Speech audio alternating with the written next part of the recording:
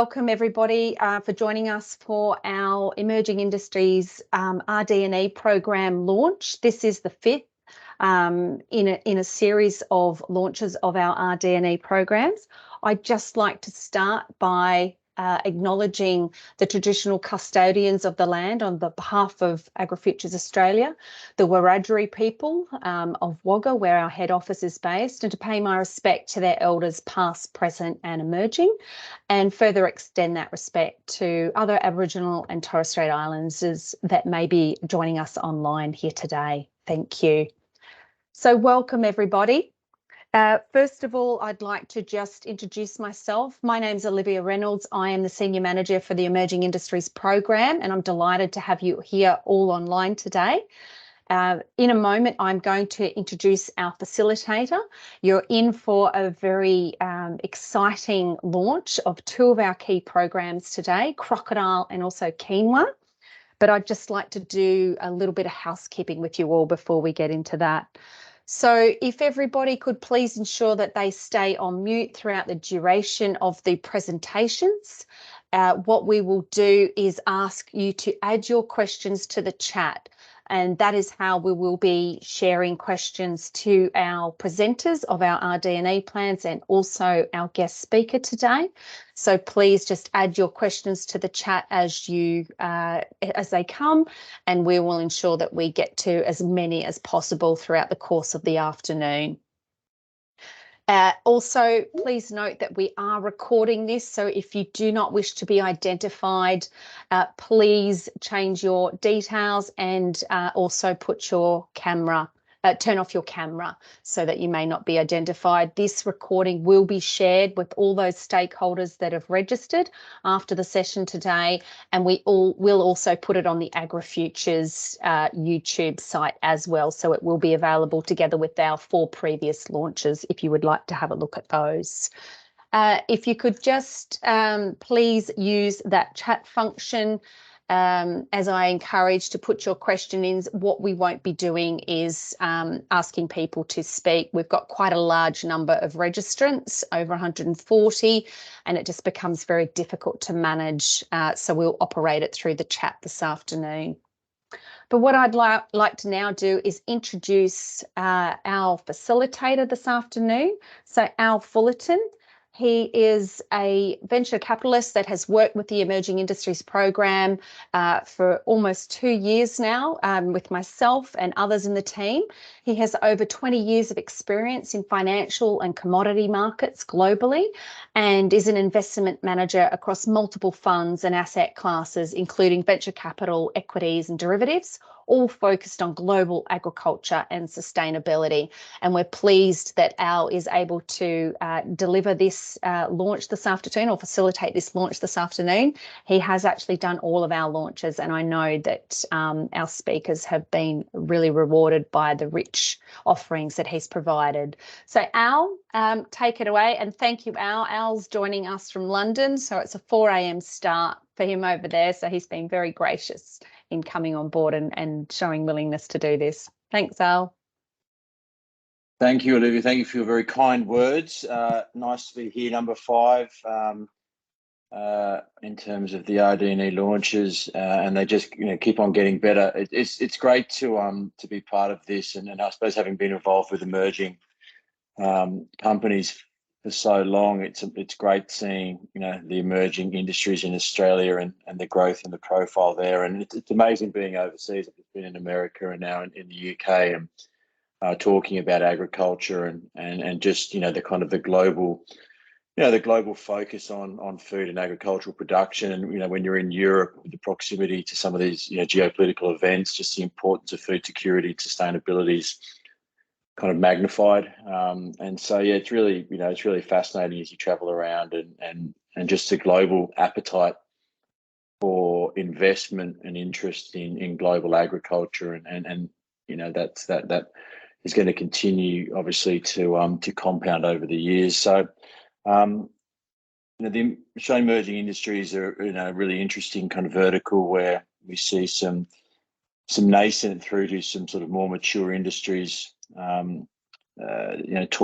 talk through their domestic and export plans. And think what we've got here in this lineup today are two almost luxury, products, quinoa and crocodile, although two at very different levels of their kind of evolution journey and maturity in the markets. And having sort of spoken and looked at the RD&E plans and read through them, they are very different levels of maturity. And so I think when you're looking at these industries, getting it in context, even though a product may be mature globally, the industry itself could be nascent and on that growth growth curve. So I look forward to kind of learning more as always and asking questions. And please feel free, as Livia said, to post your questions in the chat. And look, anything that we don't get to, we can always come back to when the speakers often share their details for any interested parties to connect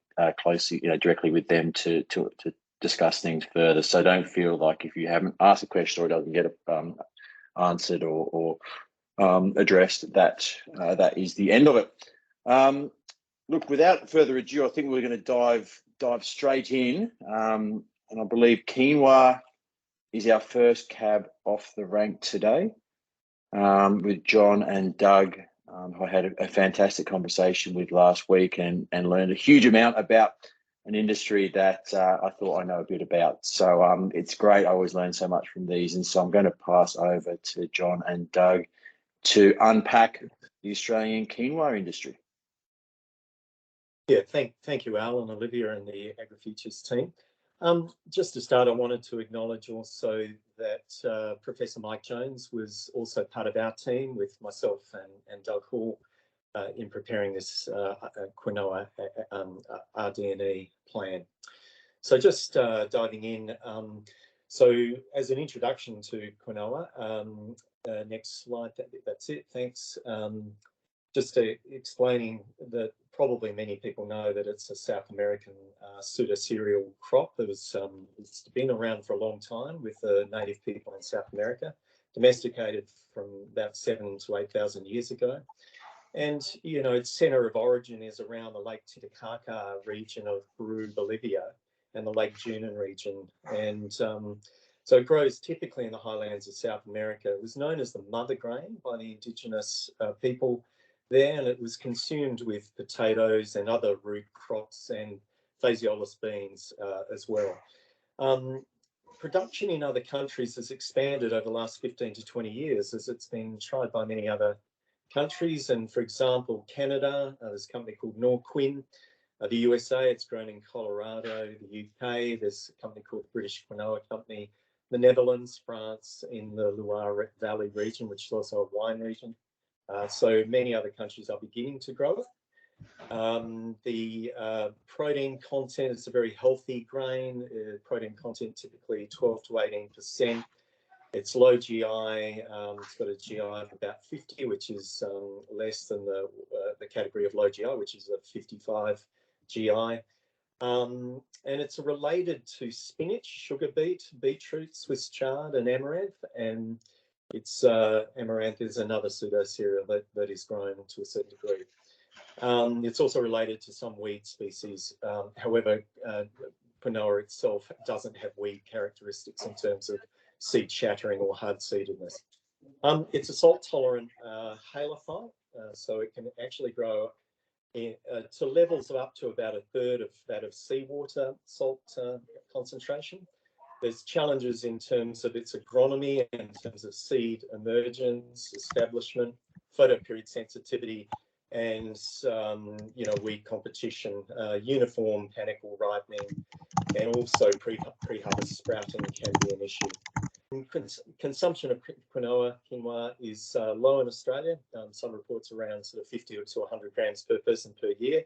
That's in comparison to sort of a crop like rice, which is 14 to 15 kilos per person per year. And just moving on to the next slide, there, relating to the industry situation analysis in Australia, global production is relatively low. Reports from Peru, Bolivia, and Ecuador. It's only 147,000 tonnes per annum globally, although that doesn't really capture other countries that are beginning to get into growing quinoa. And as I said before, other countries Peruvian Bolivian quinoa is the global benchmark for seed quality. It's a very nice seed quality, large seed types, white, red and black seeded types available. The world wholesale price for quinoa in 2023 was $2,100 per American per tonne. And that's fallen since the peak in 2014, where it reached, up to around 3,000 and above. So there's more than 150 countries now experimenting with quinoa as a crop. It fits the global food trend of plant-based and gluten-free, moving to plant-based protein diets. But there are many competing other grains and pulses and pseudo cereals as well. Quinoa products, they can range from alternative milks to plant-based meat substitutes, breakfast cereals, bread products, crisp breads, crackers, and a whole range of other things, also used in the pet food industry and in aquafeed. The retail value, it is grown organically and conventionally, and there is a slight premium of 10 to 15% price for organically grown quinoa. The crop yields do vary globally. Average sort of yields in Peru, Bolivia are around a bit less than a tonne per hectare, but crop yields can be achieved up to 3 tonnes per hectare. And in Australia, there are potential yields of higher than 2 tonnes, although a target would be around the 2 tonnes per hectare. I'm just going to hand it over to Doug Hall now, and he's just going to continue on with the presentation. Thanks, John. So the industry consultation, we decided to do one-on-one because it is a very nascent industry. There's a small number of people dispersed over the country. And from those consultation interviews, we did what I call a whole supply chain SWOT matrix.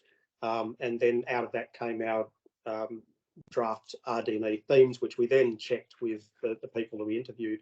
And out of that came some very clear insights into the nature of supply chains. And you can see from that diagram where blue is overseas, pink is Australia, that you've got a supply chain where the seed is and products are coming from overseas, manufactured and then retailed to customers in Australia.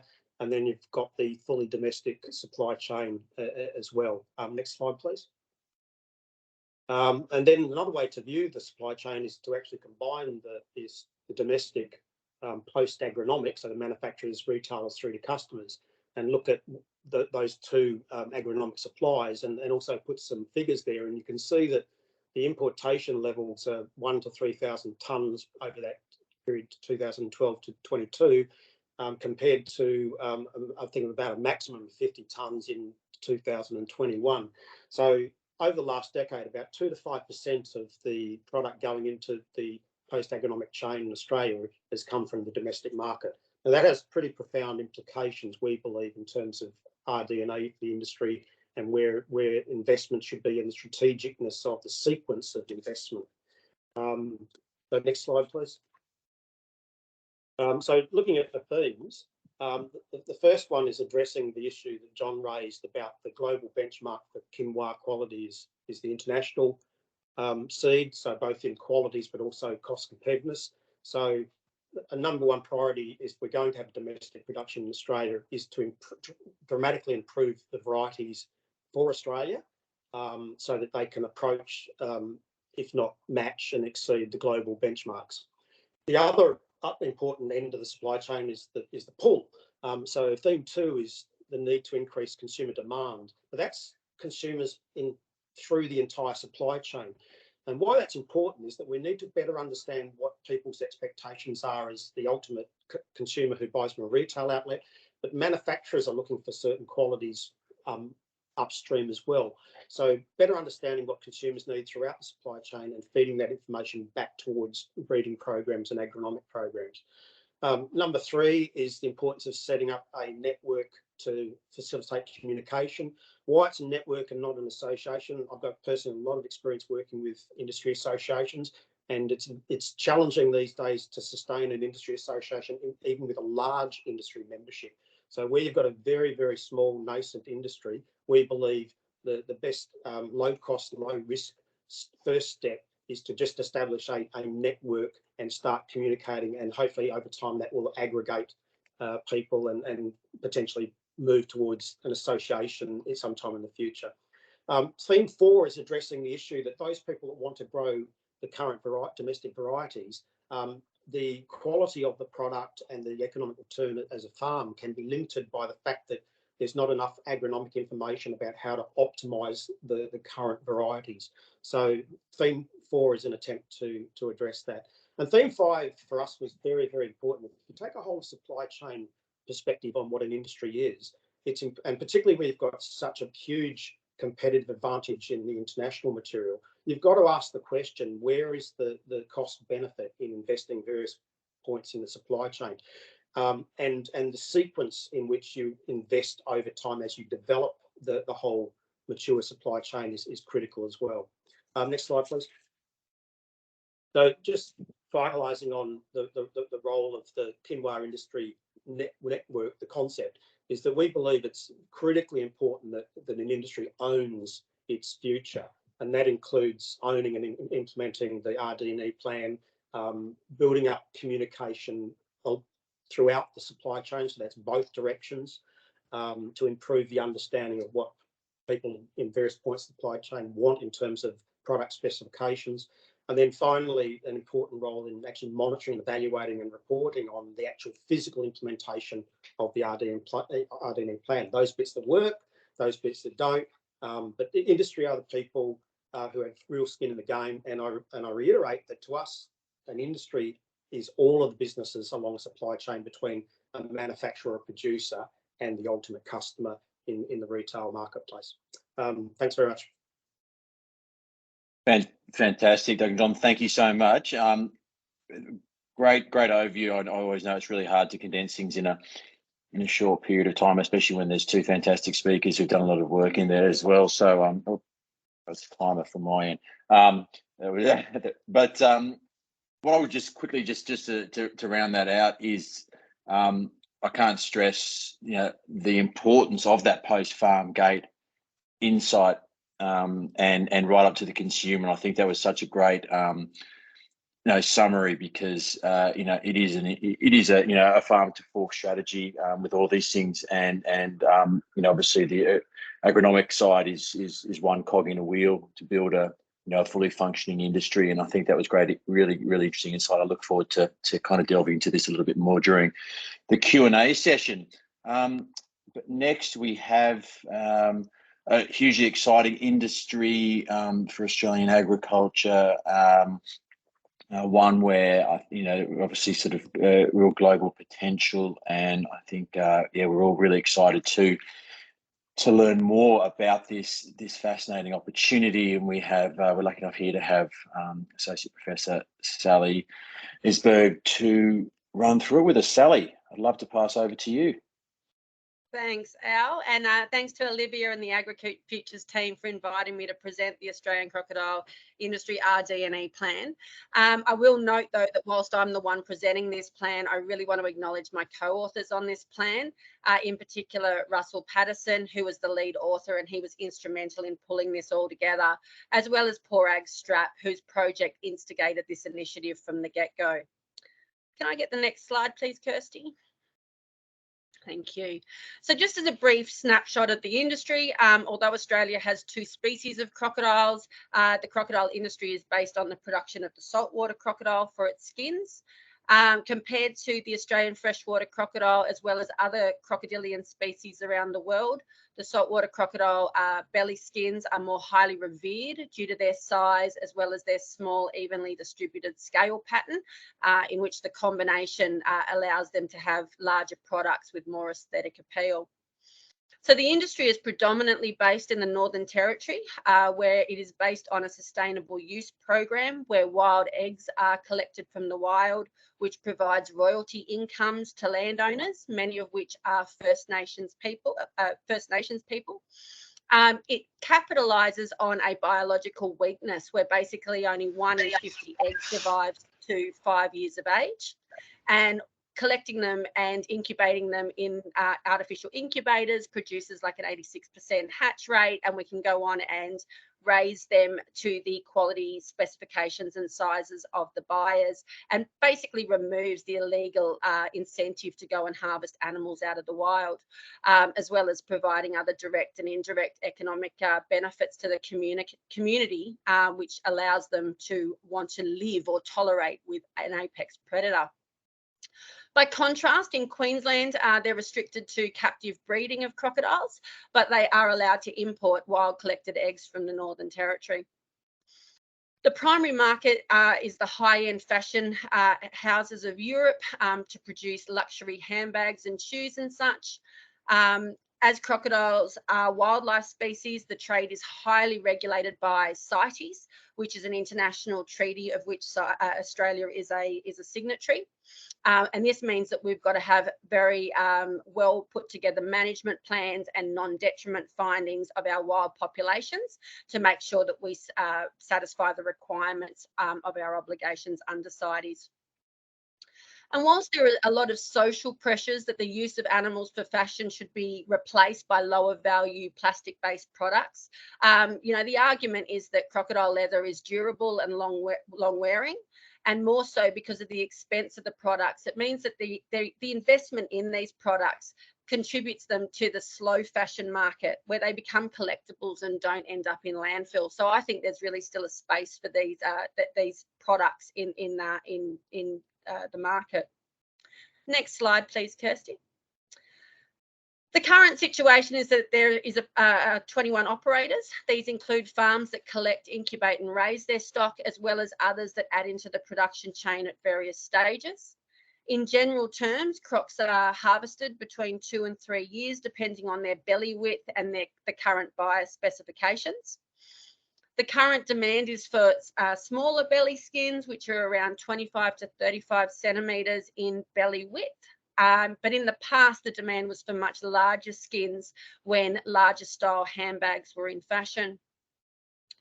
The price fluctuations are highly dependent on global demand and supply, as well as other economic factors such as the GFC and COVID, obviously. A major change in the last 10 years has been the oversupply from other crocodilian species, and that's led to a higher quality expectation from the buyers, and the demand for lower grade skins has basically diminished. But the current situation is that we produce approximately 36,500 skins annually, but only those that meet the quality specifications of the buyers are accepted for the export market. Most farms operate on an approximately 80% acceptance rate, which sort of equates to about 29,000 skins exported. And I think based on the last statistics, Australia is producing 8% of the world crocodilian skins. The meat is also sold domestically, and the sale prices are dependent on the cut of meat being sold. Other products are also produced, so backstraps for belts, fat for use in the as oil in the cosmetic industry and things like that. There is a functioning industry body, which is the Crocodile Farmers Association of the Northern Territory. All of the Northern Territory crocodile farmers are included in that association, and since many of the Northern Territory farms also have sister farms in Queensland, they also have representation. So there are really only a few independent Queensland operators that don't aren't included within CFANT as it currently exists. But during this consultation process, of the respondents, we had 89% of the industry supporting the formation of a national body. So I think that's really encouraging, and we look forward to that, investigating that a little bit further. Next slide, please. So in the development of this RD&E plan, we first sent a survey out to 56 industry members, including downstream users of the product, so tanneries, manufacturers, cosmetic companies. So we could get a really good understanding of what the challenges the industry faces at all levels of the supply chain. We had 19 replies and a good snapshot of what the industry represents. So we feel that this is a nice place to start for our first research, development and extension plan.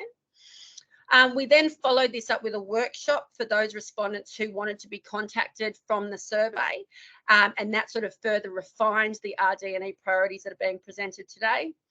And once these were developed, we then sent the plan out for comment from the industry members again. So it was a very consultative process, and Russell, Porag and myself were met with a really engaged industry, and that were really willing to adopt this plan as well as other initiatives to assist them in maintaining their really strong position.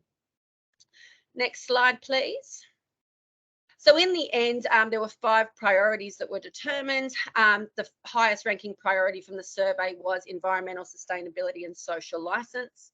The fact that we have a code of practice for the crocodile industry, which is actually currently in the process of being reviewed, is considered a major strength as it shows our commitment to improving crocodile welfare.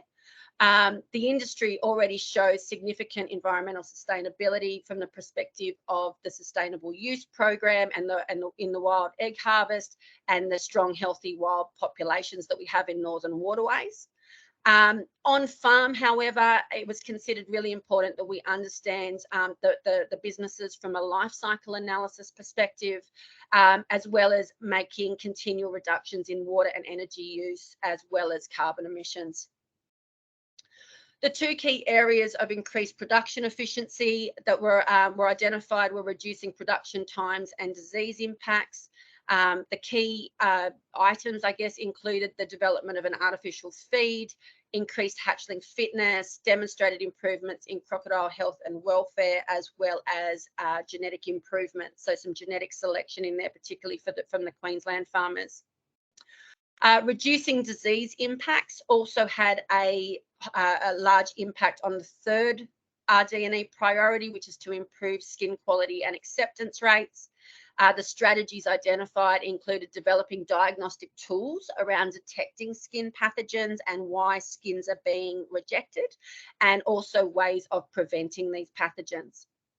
For those skins that don't meet BIAD specifications, developing other uses was considered quite a priority as well. As I said before, 20% of the skins on average don't make the export market. So where are these going? Can they be value added in a different way? Speaking of which, developing new value-added byproducts, to better utilise that whole tip-to-tail philosophy of animal use was also seen as a high priority, particularly around the beauty and medicinal industries. Fat and blood, perhaps in the Chinese medicinal market and things like that. And then the final priority is to ensure that we have a resilient and capable industry. As mentioned before, 89% of our survey respondents were really supportive of developing a national industry body. The other priority identified was the development of accredited training programs for industry participants, so that the whole industry can enhance their capacity. And the last slide, please. In terms of industry communication, it was very strongly indicated that these should be led by an industry peak body, because the industry does really have a clear vision and mission, which was also developed through this consultative process. The vision reads that the industry continues to be an ethical, sustainable and profitable industry with continued conservation and Indigenous livelihood benefits. And the platform upon which the R&D priorities are being developed, or they were defined, is based on the mission statement, with the need to use science to support the production of high quality crocodile skins, meat and byproducts. In extending the key messages, the main themes around this were to build awareness of this plan and its themes, strategies and expected outcomes, so that stakeholders understood the investment strategies and the priorities that they were supporting. Each of the programs or plans, each of the projects should have their own extension plan around that to make sure that there's maximum utility within the industry. And the final one was to build awareness of the Australian farm crocodile industry and the conservation model that it underpins, by providing economic incentives to landowners, and predominantly those are First Nations people, and allowing them to continue their traditions and value add to their habitats they preserve. So it was a really exciting project to be involved in, and I really thank the opportunity to present that here today.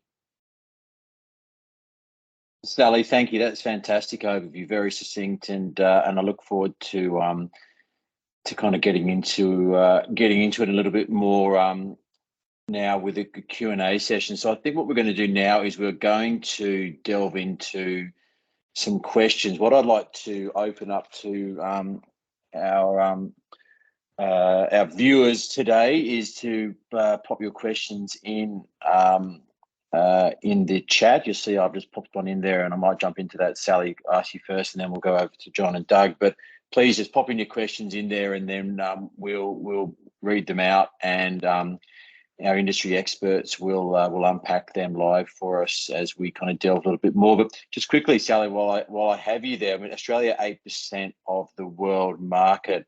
You know, who are the major competitors out there? Who are the major, suppliers? Because I suppose, you've seen luxury goods, LVMH and the like, just especially during COVID, with excess, that excess liquidity that consumers have. Those products were heavily sought after, and I know that the Chinese market has subdued somewhat now, and they were obviously major buyers of luxury goods. But yeah, who are the major players in this market globally? Yeah, thanks, Alan. I'm sorry if you can hear me less well now. We've just had a monsoonal downpour begin, so my apologies on the corrugated tin No, roof. we can hear you. We can hear you clearly. That's fantastic. So Australia, as I said at the beginning of my presentation, saltwater crocodile skins are the most revered, and the pressures that we have in terms of quality specifications are basically being outcompeted by Nile crocodiles and American alligators. So if we can produce all of our skins 100%, blemish free, to size specifications, they're going to get snapped up in the market first and foremost. But any specific quality specs that we don't meet, that's where the first grade Nile crocodile and American alligator skins come in to fill that supply. So it's sort of like a delicate balance there between numbers of quality, and if we don't meet those quality, it's infilled by the other species. The other saltwater crocodile producers, we've got Papua New Guinea, we've got Indonesia, the Philippines, and there's a lot cheaper cost of production in some of those countries. So we're really competing, on that global market around costs of production and quality specifications. It's interesting with that, and it's a similar, sort of narrative with a lot of the emerging industries that are competing with countries with a far lower cost of production. But what's clear here is obviously the ethical, standpoint on how we raise, crocodiles here, how they're farmed, and that actually can be extrapolated across all the Australian emerging industries, where there's a huge amount of ethical sourcing and ESG overlays and the like. And so I think that's a major component, especially with provenance and traceability. Now that's something that we're really trying to kind of focus on for Australian products, is that ethically sourced, there's no kind of human trafficking and child labor, and no kind of environmental impact and damage. And obviously you bring in the ability for First Nation involvement, and then it suddenly really starts to have a huge social impact. Absolutely. So that's really great. Thanks, Sally. Yeah. Oh, sorry, please. Sorry, I was just going to say there, and I think that's really reminiscent in the first RD&E priority that the industry identified too, where environmental sustainability and social license was the main theme. And so it's really first and foremost on their brains that's what we need to be. We need to maintain that standard so that we can compete be on that competitive edge as a preferred supplier, because of that backing. Absolutely, and that sort of leans to John and Doug's point about sort of reverse engineering what the consumer wants, and obviously the demand now, the push now around ethical sourcing of product and provenance and traceability and the like is really vital, and it's something that Australian industries can really leverage from, especially to claw back some of those costs of productions that we have here. So on talking John and Doug, I'm going to jump in. Di Evans has posted. Oh, that's a Sally. Hang on, I'm going to jump into crocodiles. I'm going to come back to you, Sally. Hang on. Olivia just posted here, there's a strong conservation message basis for the crocodile industry. Can you articulate why this is so important to the industry? Oh, that's crocodiles too. Sorry. Yep. Excuse me. I'm on all different time zones here. Sally, I'm going to stick with you for the moment. That's okay.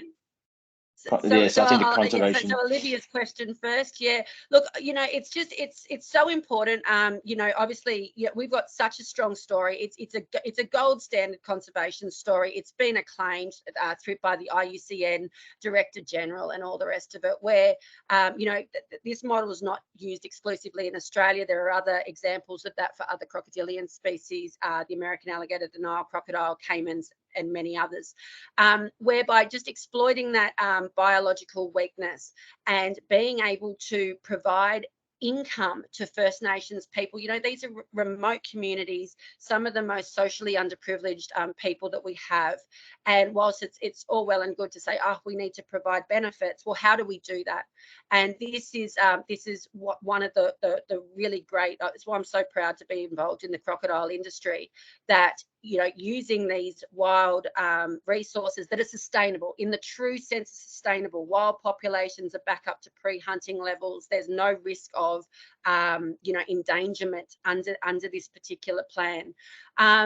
Being able to supply, return an investment to those communities so that they can stay on country and, be proud of their own traditions and support themselves. There's a lot of social science involved in that. One thing that the industry is trying to do, which unfortunately I didn't have enough time to go into, is really extending those benefits outside of just a royalty payment for eggs. So there are satellite farms being set up on communities, which therefore means that that the landowners are going out to collect the eggs, but then the eggs are being incubated on country, and then the animals are being raised on country, and that then provides employment opportunities, training opportunities, a reason to get out of bed in the morning, those kind of things. So again, there's a real social element to that, which further contributes to our social license. And as I said, I'm really proud to be a part of this industry. It's fantastic, Sally. Thank you. I'm going to come back to you in a bit. There's a few more questions popping up here, but I'm going to zip over to quinoa and chat there with John and Doug. I'm just thinking there was a question here around the number of grams. I actually wrote it down somewhere that the consumers, but I may as well go straight to you, Jens. The question here, just to confirm, how many grams does one person consume in a year? And then the second part, can we jump into why we should choose to grow and consume Australian grown quinoa over other plant-based, gluten-free, low GI and high nutritional plants? So I guess as you said, it's kind of, there are some sort of comparables in there, quite a few. Just to quickly touch on the number of the volume that's consumed per person per year, and then I guess discuss it quinoa amongst its peers. Yeah, thanks, Al. So that figure is a kind of an anecdotal figure that we learned from a few years back. So it may have changed a little bit, but it was around 50 to 100 grams of quinoa per person per year, Australian consumption. And as I mentioned in the talk, it compares to something like 14 to 15 kilos per head per person per year. And just coming back to why growing it here, well, I think, and listen, this has been discussed with many other crops with the AgriFutures RD&Es, but I think the clean green image in Australia is great. The quality control for production, not having soil particulates in there or contamination by herbicides or chemical residue levels is good in Australia. Also, yes, we can grow it organically, and I think we can guarantee that it's grown organically, whereas in South America, we've heard stories of organic material mixed in with non-organically grown, and you're getting, contamination or adulteration of organic product with conventional product. So, so having it grown in Australia could be an advantage for sure, in terms of knowing the quality and knowing what we're getting. I think, if I can just add to that, I think it's important to remember that you don't have to send a product as raw seed and sell it on the supermarket shelf. where you're competing against large grained, high quality seeds from places like South America.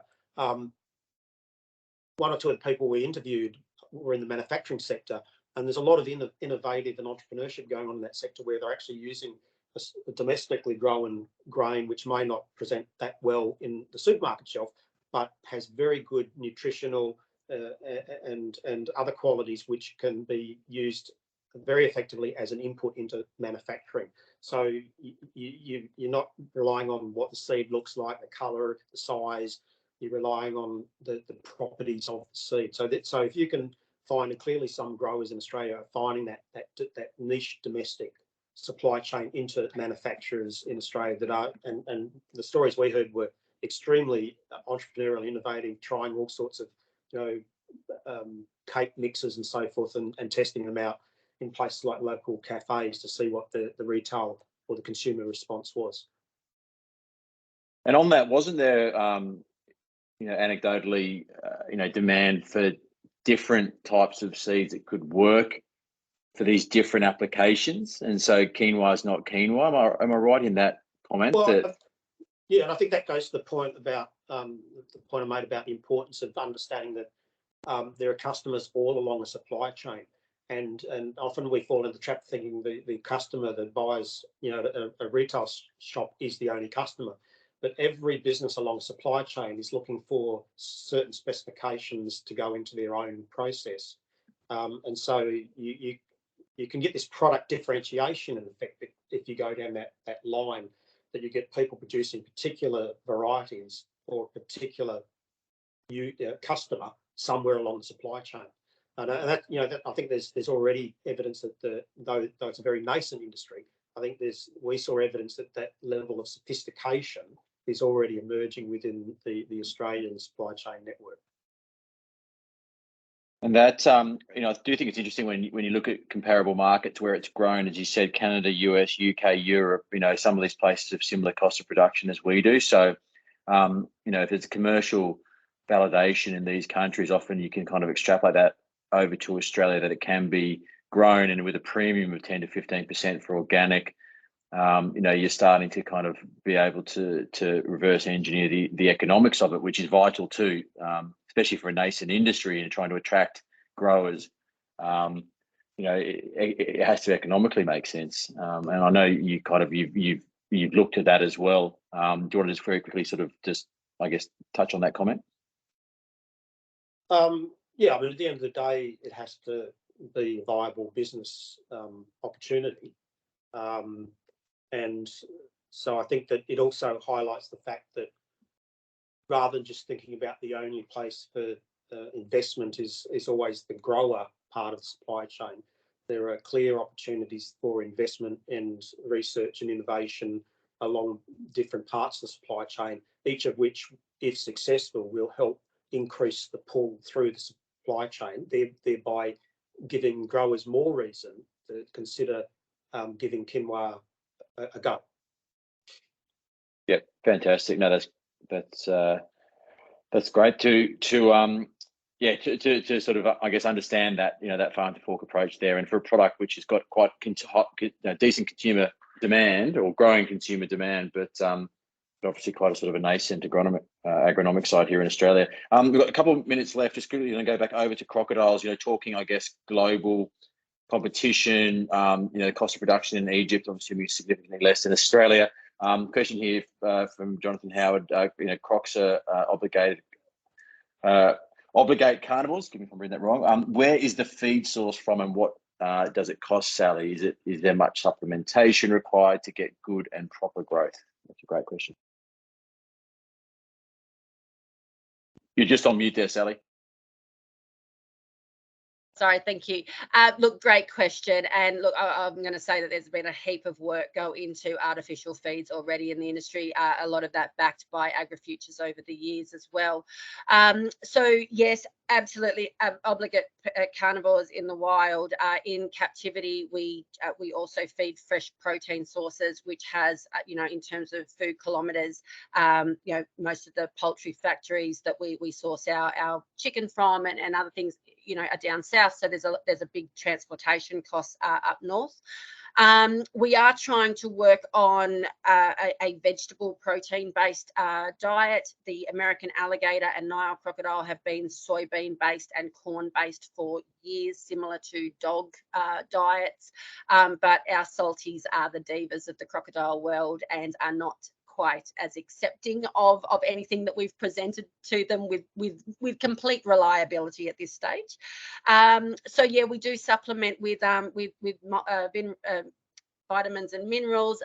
If we're feeding boned out meat, then we need to supplement with calcium as well. So yeah, look, nutrition's an area of major research that we still need to do more work on, but we're all hopeful that we'll eventually get to the artificial diet in saltwater crocodiles as well. That's great, Sally. And I think just the last one here, and then we're going to pivot over to our guest speaker. But the social license, you know, I guess a question here around you know, the movement away or pressures to move away from animal-derived products. Now, you did obviously, you know, you did touch on this before, but it's probably quite a good one just to round this out, you know, around, you know, the conservation approach, and obviously, you know, how you're addressing that sort of social license. Maybe just to kind of reiterate those points. Yeah, look, you know, and this is one that's going to continue to pop up because it's ultimately a philosophical argument. You know, people are philosophically opposed to animal use or animal, you know, production for particularly fashion-based use. I personally really enjoy leather as a long-wearing product. You know, again, it's durable, it's long wearing, and something that you will never see is a Birkin bag sitting in a landfill. They're actually investment, they're investment products. Over the GFC, I think a Birkin bag rose in value by 19%. Now, obviously, most people can't go out and buy a Birkin bag. That's not within our budgets, but you know, leather products in general, I try and you know, purchase leather as my handbag or shoes just because of that long wearing durability. And so far, all of the alternatives, so the vegan leathers, you know, fake leathers, you know, obviously plastics and materials, they've all got a life, and that's why they contribute to what they call the fast fashion market. So again, this is a philosophical one.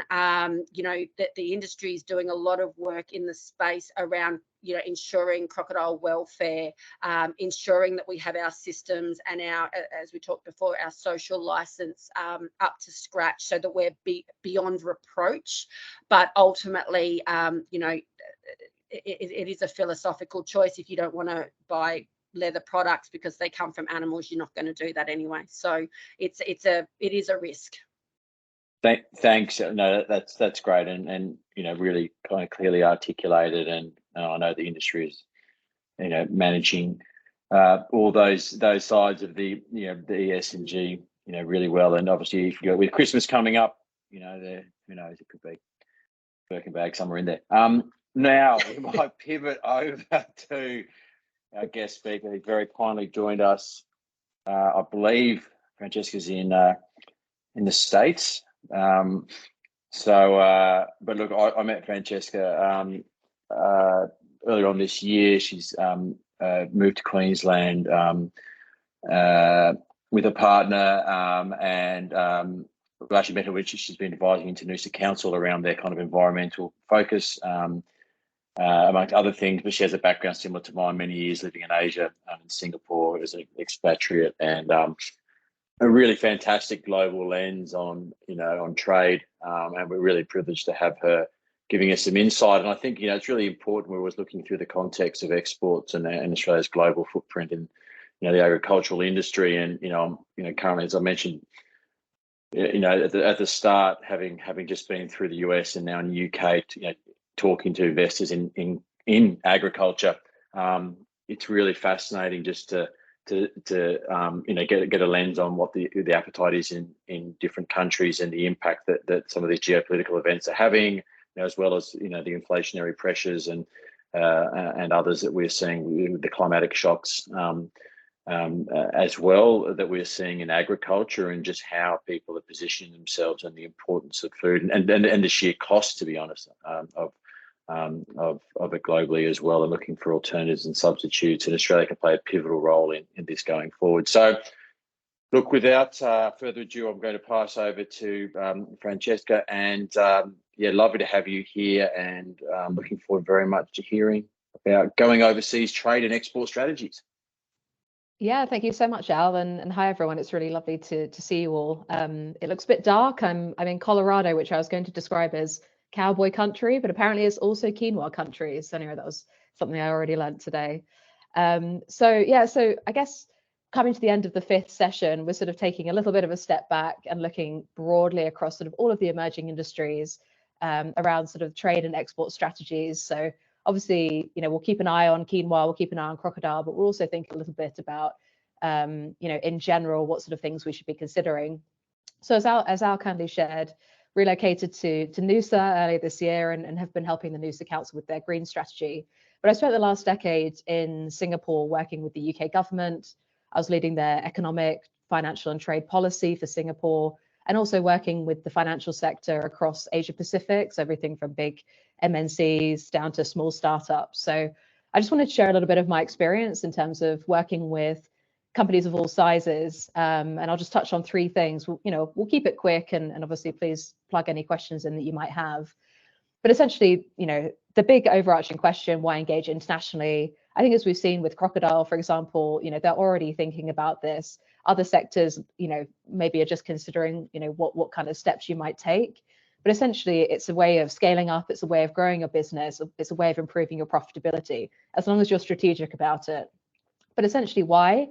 I mean, you leverage your competitive advantage. We've already heard here, for example, with crocodile, how you can target, or you have your competitors, and then you have to target specific markets to try and maneuver around them a little bit, whether it's the luxury houses in Paris or whether it's somewhere else. But essentially, basic economics, you look at what competitive advantage or relative advantage do you have, access that market just to expand the options that you have. The second is accessing government resources. I mean, this is my background, but essentially there are people within government whose role it is to help companies, to help growers, to help exporters enter new markets. So make sure you tap into their policies, their funding, their network. There's a lot to offer there. And essentially, at the end of the day, you're sort of looking to form new partnerships. You're tapping into new ecosystems, looking at like-minded networks. We were talking about on quinoa around associations and networks. Actually, one of the best things you can do as well is to engage internationally, because that peer-to-peer network can be really important. Next slide, please. So I just wanted to touch on 2 markets. I mean, predominantly based on my background, but also actually because there's a decent market fit, I think, with a lot of the things we've discussed today. The first really is Singapore. And I mean, why would you consider Singapore? Essentially, it's the closest advanced market to Australia, active government, and the sort of demand for high value luxury sort of goods. So we've touched on this sort of high value proposition, Australian proposition. So I think that's something really important when we run through kind of which markets you might target. And a couple of things I just wanted to mention about Singapore when you're thinking about it, a bit of background. So I mean, one of the main things that's happening at the moment is the Australia-Singapore Green Economy Agreement. So this touches on that kind of environmental, social governance piece, which Sally mentioned quite a bit about from the crocodile perspective, and I imagine would also play out in quinoa and other emerging industries. But essentially, both governments are really prioritizing and focusing on things that meet that kind of particularly green credentials. And even just recently, they just closed a grant called the Go Green Co-Innovation Grant, where essentially Australia, Singapore companies can match with each other, and then you basically get a big whack of money. So there's sort of some incentives to explore opportunities if you're thinking about that international bit. The second, I mean, more broadly, Singapore is such an easy market to access, particularly from a sort of, exporting into Singapore, because they don't really have much production capacity across the board. They're really services driven. Pretty much all goods will enter with 0 tariffs and 0 barriers. So, it's really a good starting point and a really good starting market. But most people will use it as a stepping stone into the wider region, because do you want to target 6 million people in Singapore, or do you want to target 700 million in Southeast Asia, or 1 billion in China, 1 billion in India, etc. But it's a good place to start. And finally, the government, because of the way the politics work, they're able to be very long-term strategic in the way that they plan. and they have these excellent long-term strategies. So, for example, on the food and ag side, 30 by 30, which is essentially 30% of Singapore's nutritional needs met by 2030 locally. So they're looking at the sort of food security piece, and I think that's also where the sort of where Australia could play more of a role in terms of being a good ally and providing like a good sort of, for example, food source quinoa and others into the market. They're also excellent in terms of having their government departments who are so happy to help you. So the Economic Development Board are excellent for entering the market, investing, say, setting up a plant there. And then you've got the Enterprise Singapore, who will just kind of throw grants and incentives at you if you're planning on kind of tapping into that market. So that's Singapore. On the UK, so I wanted to touch on the UK. I mean, essentially because, again, certainly from a government perspective, it's like front and center of the mind in terms of trade at the moment because of the Australia-UK Free Trade Agreement. So that just came into force this year. It means that basically 99%, i.e. almost all Australian goods are entering the UK duty-free. So it's really a good time to revisit or visit the UK as a market. There's also, as I mentioned, this kind of active government. So we've got Austrade on the Aussie side, Department for Business and Trade on the UK side. And they're really, basically, they want to prove that the free trade agreement will work. So they want to make sure that they're really, really helping market entrants at the moment. So it's basically the perfect time if you're considering the UK to touch on it right now. Also, as we know, large luxury market, if we're thinking about kind of, or high value, if we're thinking about crocodile and quinoa, largest Australian diaspora based in the UK as well. So if that kind of resonates, then that's something to consider. But again, another market that's kind of a good timing to think about it if you're sort of considering that international piece. Finally, just a few tips for engagement. This is just based on my experience of working with companies of all shapes and sizes. Create your narrative, so making sure you develop your brand, your pitch, highlight those unique selling points, which are so important.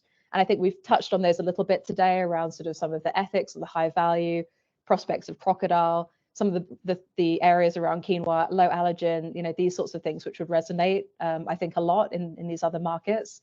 And really, yeah, picking out the things that will endear you to that particular market. So sustainability is just such a key topic. It's COP28 at the moment. You know what's happening on the climate side, but essentially, sustainability can be a broad term. It can be green, but also it can be about security. So this sort of supply chain security allies piece, I think, is really interesting. So just tap into that if you kind of align with it at all. And also the innovation side. So I know you've touched a bit on sort of areas where innovation can develop. I think as you do that, really push that when you're kind of looking at places like Singapore or UK. They're always at the top of the sort of innovation indices along with Australia, and they'll always be looking at cutting edge, leading edge, like what is the thing that you're doing that's different? Like why would we buy the quinoa from Australia? Perhaps because it's got this, the way that it's grown or whatever it may be that resonates more when you try and sell it to that market. The second, build your network before you go. So connecting with that local ecosystem and building your profile, get to know people on the ground, making sure you're tapping into those chambers, those associations, speak at events, attend conferences, all that kind of thing, because at the end of the day, that's the way you're going to best get the outcome that you would be looking for, I think, in terms of selling your product into the market. The third is market research, and I think of that as more of a strategic piece. So make sure that you really have your clear aims, your clear goals, your clear objectives in mind, because to be honest, it's not easy. It is something that you need to put a lot of time and effort behind and be really, really conscious of, what is the end goal that you're looking for? Is it because you want to have a presence there with a local base who can sell in? Is it because you want to just purely export, in which case, do you know the right trade schedules to read, all that kind of thing? So just making sure you know what you do before you do it and work with those who know to help you, basically. And finally, I'll keep saying it, but the governments, they really are there to help you. And, these are taxpayer funded people who literally want to make sure that you succeed. And just from my personal experience, I mean, if there's ever a ministerial visit or a dialogue or an annual review, you're always desperately looking for good examples or good case studies of interesting things that are happening. So to say, okay, Australian quinoa is innovative in this space, it's stretching into this market, they'll latch onto that and really go with it. On crocodile, if it's around the ethics and the developments there, again, like these are great case studies that can be promoted. And if you're more developed, like perhaps some of, crocodiles already exporting to a bunch of different markets, then actually one of the areas that I focused on more than anything was around sort of policy, market barriers, these sorts of things. And that's where government can really help you. If you find you're hitting a blocker because, for example, they don't want pelts of a certain size or this something like that, the government can then help you and lobby with you. So it's essentially treat them as an ally. So essentially that's just a bit of a flavor of some of the things you can consider. Connect with me on LinkedIn. I'm really, really happy to help, and yeah, look forward to seeing everyone, expand, do well. Thanks, Francesca. That's fantastic. Thank you for that overview, and I'll open up. And please feel free to type in any questions. We've got about sort of I think 10 minutes to run through that. But what I think was fascinating, and actually Francesca organised a fantastic roundtable discussion with the UK consulate on the Sunshine Coast. And what really resonated with me was that this is not just exclusively for large, big, businesses. This is actually the opportunity to export, given these free trade agreements. And this discussion that we had was obviously around the UK, given we were the UK consulate.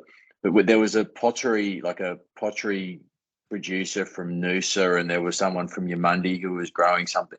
So these were kind of small producers, but there was an opportunity to springboard their products and provide sort of additional optionality of being in these other markets. And I was fascinated because I always kind of thought, not really personally been in an export company before, that this might be a size constrained issue, but there seemed to be that opportunity for businesses of all sizes. Francesca, is that comment correct? And I suppose that opportunity for smaller industries right through to larger.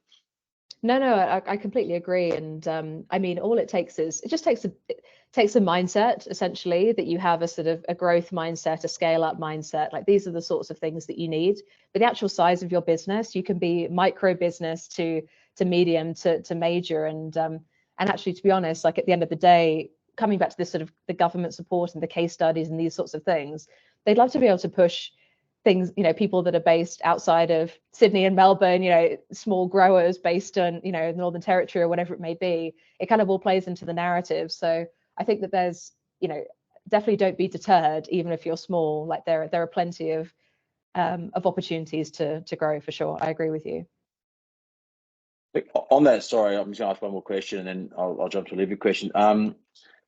The opportunity for in countries, let's use Singapore and the UK, the two examples that you used, as an Aussie exporter, given our cost of production here, cost of labour, etc.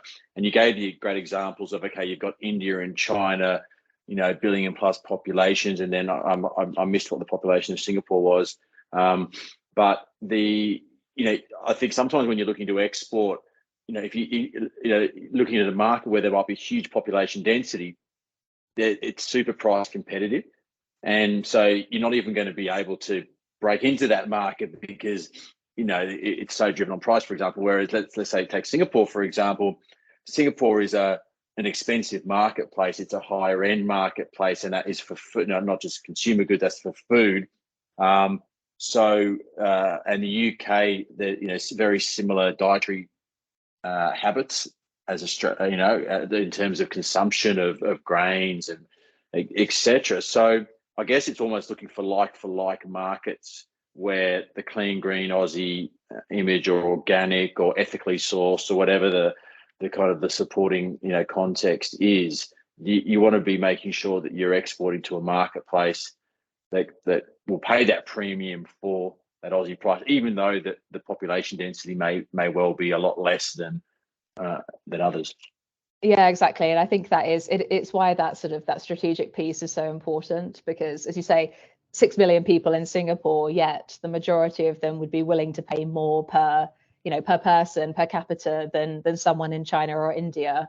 And the quality element comes in more and more to the thinking, around sort of wellness, or luxury, or whatever it may be. So I completely agree. Like, don't just go for the market with the largest number of people. That kind of price point issue can rise up like 100%. So yeah, I think that's why markets where there's some sort of cultural values fit, they're definitely the ones to prioritize. Do you have examples a few case studies of I guess what your time in Singapore, of what you saw, I guess success stories, or any sort of anecdotes? Yeah, for sure. So I mean, the Australia one is interesting because I haven't been around quite as long, but certainly in the sort of some of the space around nuts. So some of the sort of brands of nuts that are relevant to Queensland, you can probably quite easily guess what those are like. They're finding they're being undercut by production in other markets. The cheaper, the lower quality ones were sort of seeping into some of their original core markets. So we've seen this kind of pivot into higher value, and that's where sort of UK has been of particular interest, US and others. So I think again, it's recognizing when you're fighting a sort of a losing battle, and then really pivoting and just making sure that you focus on an area that is higher value, and fingers crossed it's early days, but I do see that as a sort of pretty solid strategy that should pay off. I mean, in the UK, I mean, we had companies of all sizes, and often it was sort of, things as simple as like the way it's branded, having a good person speaking at an event and able to kind of capture an audience and deliver kind of a good narrative, a good kind of explanation. So I've always found that the companies that succeed the most are the ones that really know their story, like they know the origin, they know all these sorts of things. They're able to kind of play that out in a very sort of, appealing way. So yeah, I think across the board, like that's where I've seen the most success for sure. Fantastic. Yeah, no, I think it's something where I encourage growers and exporters of all sizes to explore that. I think Singapore is a really interesting opportunity for Australia, and I was up there recently, and there's a lot of Australian produce in the supermarkets there, and I think you can actually see the value of the Australian grown products, and obviously proximity from the export perspective is fantastic, and they have the 30 by 30, so real drive around food sustainability, and that continues to be globally. And in fact, sustainability in all practices, not just food, but obviously we've seen that with crocodiles today as well, is that overarching focus around social license, sustainability, ethically sourced, etc. And that's really kind of Australia's IP, isn't it? When we export, and that's what we've got to play.